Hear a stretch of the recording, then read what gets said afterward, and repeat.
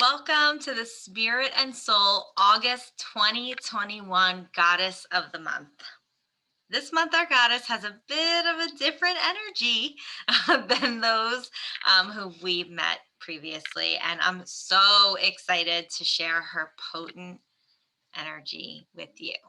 So I hope you're ready. Hope you're ready. This month's goddess is Kali or Kali Ma, the Hindu goddess of death and rebirth. Kali Ma means the bringer of darkness. So before we jump into Kali's message and energy, I want to first preface by saying that there's nothing to fear in Kali.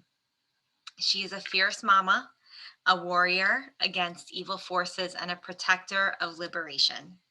So while her energy is really fierce and she's, talked about in this way that is, can be a little bit fear inducing, I just want to preface this entire conversation by saying that that's not the case. So there is nothing to fear. Her energy is fierce, but it's fierceness that's directed at things like holding you back, not directly at you.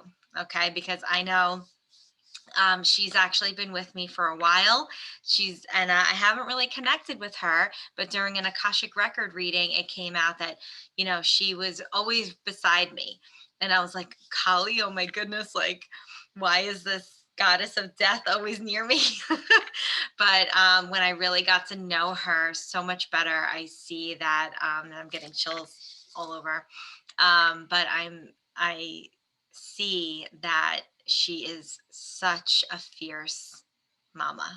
And come on now, don't we love a fierce mama? I'm sure you are one. So here's the deal. Kali is often depicted as blue with a necklace made of skulls, a skirt made of arms, and a bloody knife.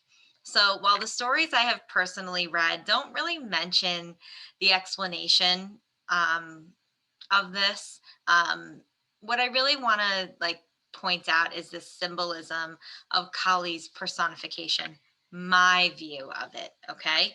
So I have not read this view anywhere, but to me, as I'm looking at Kali, as I'm researching her more, the things that I see just stand out with such deep symbolism that kind of go beyond these things that can be scary, I guess you could say, right? Like, a skirt made of arms, right?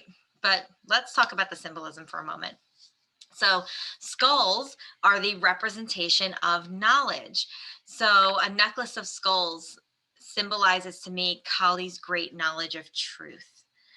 When you work with Kali, truth is brought to light. Okay. And when we're saying brought to light, there's no BS. Okay. It is brought to light in your face.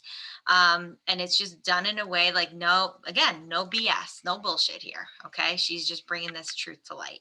So, in his book, Divine Masters Ancient Wisdom, Kyle Gray says, in her presence, meaning Kali, in her presence, all that is fake, deceptive, and unaligned with integrity will be brought to the surface.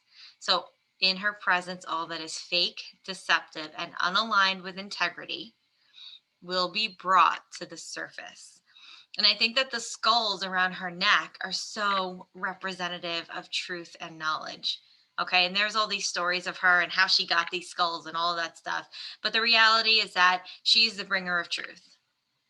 So, and then now let's move on to the skirt of arms. So to me, I was like, ooh, I don't know about this, but I think this one's probably my favorite one of all. And that's going to sound kind of creepy, but listen, the skirt of arms represents really no longer holding on to things that don't serve you or the things that are holding you back. So think, what do you do with your arms, right? You're holding you back. So it's almost like she's cutting off these things that you're holding on to for dear life that really are not serving you. They're not serving its purpose in your life. So next, the bloody knife. So the bloody knife is a symbol of death.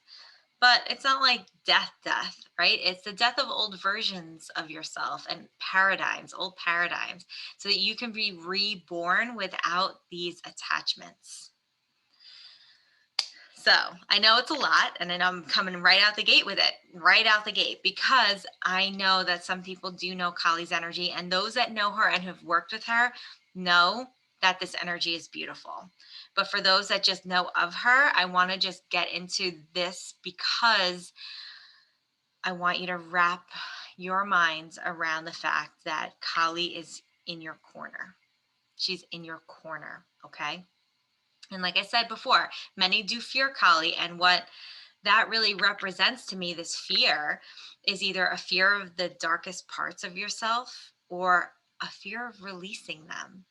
We get really, really caught up in the parts of ourselves that we know isn't working, but those things are still comfortable, right? So it's like we find comfort in the discomfort. So while we may want change, we want change to happen in our lives, the fear of the unknown is almost too much to bear, right? Or the fear of going through the deepest, darkest parts of ourselves are scary. And I get that. But these things that we want to keep buried, we want to keep them buried because we're ashamed of them, right? But what Kali does is she brings those things to the surface with a fierce intensity and then abolishes them. Remember, no BS here. She brings them to the surface, and in a way that's almost like jarring. Okay, it's jarring to you, like, what? It's fast, it's furious, and they all come up, and then it's like you need to release them. When you're working with Kali, you're releasing like this, okay? There's no taking time. Maybe you're gonna have to deal with it later, right? It's all shadow work. It's all shadow work. However, when you're working with Kali, it's like if you know about Moldavite, right? Moldavite, they say, one of my teachers, Dina, she said, it'll take you through, so fast up, even if there's a brick wall in the way. That's like Kali too. That's the energy of Kali, is this, we're getting through this, and no BS here. Okay. So interestingly, I actually wasn't able to connect with Kali in the same way that I connected with all the other goddesses. I was really feeling like disheartened, actually. I'm not going to lie. Like, why would these goddesses step forward to me? So why would a goddess ask to be heard and then not show up? So this is what I was like really struggling with. And I went to bed one night and I fell asleep, and I had such a vivid dream, and it was disturbing. And I was in the dream. I was waiting for a train to pass. I was in a car, like a convertible car, and I was waiting for a train to pass. And the car in front of me, these people got out of another car and they jumped into this car in front of me, and she ripped the person's head off. They ripped it off, and I was screaming. And then she came over to me, and I realized that all the people that had gotten out of that car was actually just one person, and it was Kali. And she came over to my car, looked at me in the eye, and she buckled up my seatbelt. She stuck her tongue out at me the way that Kali does and the way she's depicted. And then she vanished. And then suddenly I was in my office at work, and I was writing a letter about the death of this person because I knew her. And I was saying all these things. And when I think about all the things that I was saying, I realize now that the letter was more about me than the person that died in my dream. It was like the death of a part of me that needs to go so that I can be reborn. So I woke up like, what the fuck just happened? Right? So as I mulled this dream over, all of this time, still mulling it over. And quite honestly, like, it was such a dream that stayed with me it's still staying with me. I kept sitting, like, even in meditation and trying to connect with Kali even after, and she would not come through. And one day I was finally getting in the shower, and I asked Kali, why won't you connect with me in meditation? And Kali came through immediately, and she said, okay, immediate reply. She said, because you cannot prepare for me. I come to you when you least expect it, but when you most need it. Damn. Oh my God. I was like, okay. All right, Kali, I see you. So what can we make of this message that's not a message, right? It is, but it wasn't like the typical messages I get. So much. So Kali's thing, she rips off heads, and the head represents the ego, okay, the mind. While we absolutely need our ego, we need to understand that the ego does not rule our lives. I believe that like the ripping off of the head is really ripping off the way that we choose to lead our lives, that we no longer lead with the mind, but with the heart and ultimately the soul. But how much do we need to get out of our own way in order to lead with soul? So that mind, okay, it will bring you back to the dark side if it's the last thing it does, the last thing. And I think what is being called for here is a real deep dive into the ego to pull out the things that keep us stuck, to work through them quickly, okay? Not feeling bad about this, not feeling bad about that. We get so caught up on feeling bad about things, feeling bad for this one, feeling bad for that one. What about you? Are you feeling bad for you? Because no one else is, I can tell you that. But you're feeling bad for everybody else. And then you're stuck, right? So we need to release those things, that part of our head, right? That ego. So really, do we ever want to like dive into these deep, deep, deep things, right? It's uncomfortable to do that, to dive into these things that we're ashamed of or that we're ashamed that we feel. But Dr. Carolyn Elliott, she has a really interesting theory about really feeling into these dark parts of ourselves to a point of actually feeling them sexually, to let the dirtiness of them arouse you. And in doing so, you basically, in my limited understanding anyway, because I don't dive deep into Dr. Elliott's work, but you're basically transmuting the feelings, these like shameful feelings, into a creative aspect. So thinking about where we can feel arousal and its relation with like the sacral chakra, a place where creation really occurs, right? So what Carolyn does here is ask you to feel into those dark parts of you, and instead of pushing it down and like trying to push it away and those shameful things, instead give it a name, like feel it, acknowledge it, and just give it a name. And like I always think of Voldemort in Harry Potter when it comes to things like this, where we don't want to like name things, right? If you can't say his name, Voldemort's name, right, it gives the evil more power. And to give it a name and then transmute it into something of creation gives it the power of usability instead of the power over you. So it's super, super interesting. And I know that this is not a tactic that's going to speak to everybody.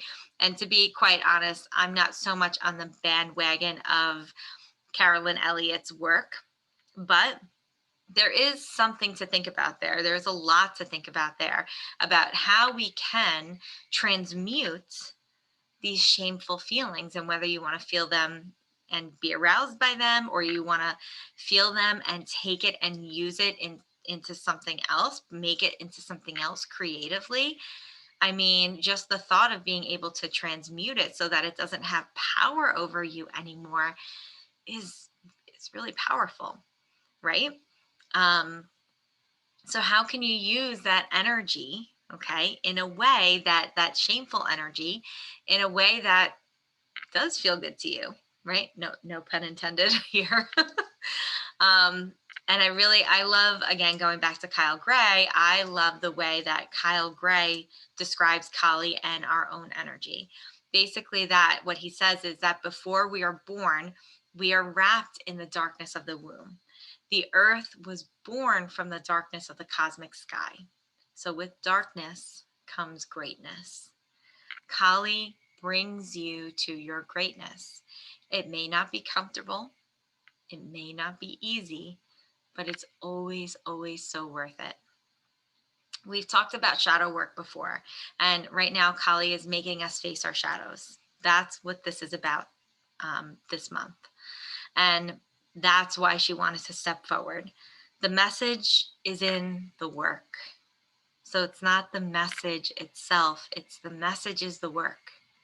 The message is, who the hell has time to sit around and be held back by our shadows when we can face them, no matter what they bring, and go through life so much less weighed down? So there's a fierceness that has to come through with it, okay? A fierceness that is necessary, really, to not be bowled over by our deeper, darker shadows. So understand that the warrior in us all needs to come out and slay those demons, right? And we've done this before, okay? We've done this with other goddesses in the past, but this is in a big way. This is not a walk through la-di-da. This is like, we're getting shit done, okay? And understand that those dark forces that tell us like we're not good enough, that's a dark force that they say, oh, what you said before was really dumb. Like, how can I say that, like when somebody, you're at a restaurant and somebody like hands you a plate of food and they say enjoy and you say you too, people are like, oh my God, how can I say that? There's memes about it, right? But that's a silly one, but these are the things that we beat ourselves up over, silly things. It's also the dark force that says that we're defined by our experiences. So we create our reality. So will you show up as a warrior standing beside Kali, ready to battle the things that hold you back? I know I am. I'm here for it, and I've already been going through it with her. And I have to tell you, it's amazing. And at our goddess circle that's coming up this month for August, we are going to do a fearlessness activation that calls in Kali and asks her to walk with us and really break through fear. I'm so pumped for it. So pumped. So here are some journal prompts for you for this month. And it's really going to be about working through your shadow. You have to take your time with this, okay? Take your time. And as these things come up, don't say, I'm going to talk about it another day. I'm going to think about it here. No, as they come up to you now, you're going to slay them, okay? So what are the deepest, darkest parts of, these are your journal prompts. So what are the deepest, darkest parts of myself that I don't like to acknowledge? So really feel into this one and take your time answering it. I want you to revisit it as you go through different stages, and maybe as you release, okay? Keep coming back. The other one is, where does truth need to come to the surface? This is a big one. But the more you know, the more that it's easy to release, okay? And third question, what do I know to be true about these shadows? How they have been defining me, and what is actually true. So what is actually true? What is the story that you're telling yourself? And then what's actually the truth, okay? Because we know that we're telling ourselves stories. So we have to say, this is what I know to be true. I know to be true that XYZ, okay? So here are some affirmations for Kali's energy. Where love is present, fear is a stranger. One of my favorite ones from Kyle Gray. And I am liberated from my fears. I am liberated from my fears. All right, let's talk chakras. So honestly, I would associate Kali with all of the chakras because our shadows live within different parts of our body. The issues are in the tissues, my friend. Where do you feel pain in your body right now? Each part of your body corresponds to a metaphysical attribute. Using Louise Hay's Heal Your Body, which I love and I always go back to as a healer, you can find where and what you may be storing in different parts of your body and ultimately your energy field. And working with Kali is not straightforward, okay? Every one of you will need something different to release these shadows from your space.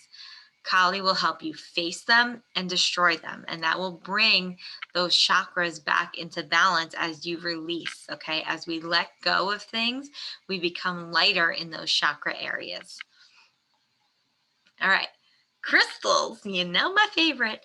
So crystals to support Kali's energy are anything that's dark and protective, okay? So we're talking obsidian, we're talking black tourmaline, okay? Obsidian is great for shadow work. So while black tourmaline is probably the most protective of the crystals, obsidian is going to be the go-to for shadow work, and especially snowflake obsidian. There is a light and dark aspect to snowflake obsidian, okay? It has like, it's black, but it's got white dots in it. So there's this light and dark stuff, bringing stuff to the shadows. So snowflake obsidian or regular obsidian, it's like glass. It's like looking in a mirror, okay? So we want to keep this in mind. That's how you scry as well, right? That's how we can scry and look into the future, right? And get messages, is looking into, if you had like a black obsidian, let's say crystal ball, you can look into that and scry with it and receive messages. So it is like a mirror for you. Also, anything that's grounding, like a hematite, okay? That's going to be another great one to work with Kali.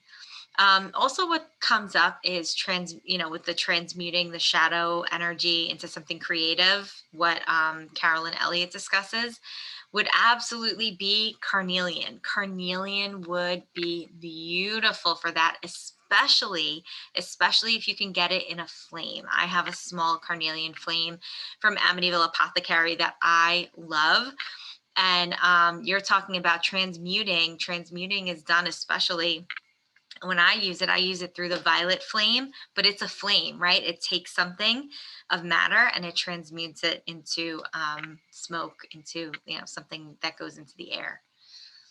All right, so let's talk angels. So angel energy that would complement Kali is Azrael. So Archangel Azrael is the angel of transition. So while he is the angel of death, for lack of a better term, death, again, doesn't actually mean death. It doesn't mean actual death. I mean, it could in Azrael's, according to Azrael, but it's also, it doesn't need to mean death. It also means, again, deaths of an old life, old paradigms, an old version of you, okay? His energy is very calming and peaceful. So working with Azrael after you've worked with Kali might help to like soften the fierceness of Kali's energy and really ease you into this beautiful life transition. Okay, so we're at the end of Kali's lesson. As always, you can begin to incorporate her energy into your life. You can begin to work on those journal prompts. That's going to be really, really important. Meditating with the crystals. And just know that you are always supported as you work through any shadow energy. And just make sure that you are asking for help if you feel like you need it, okay?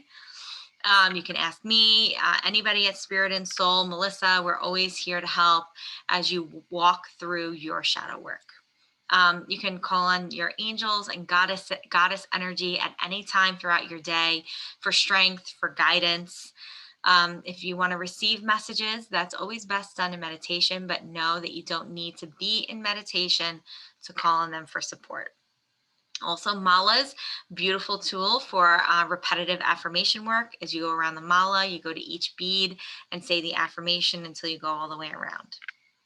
So that's it for your Kali energy lesson. So as you move forward through this month, make some time and space to listen and identify where you may be holding yourself back. Ask Kali to help you as you break down these barriers. You're going to call in that goddess and angel energy and trust that they are there for you whether you feel them or not at first, okay, especially. But trust that they are supporting you. And always remember, you are a goddess, you are a queen.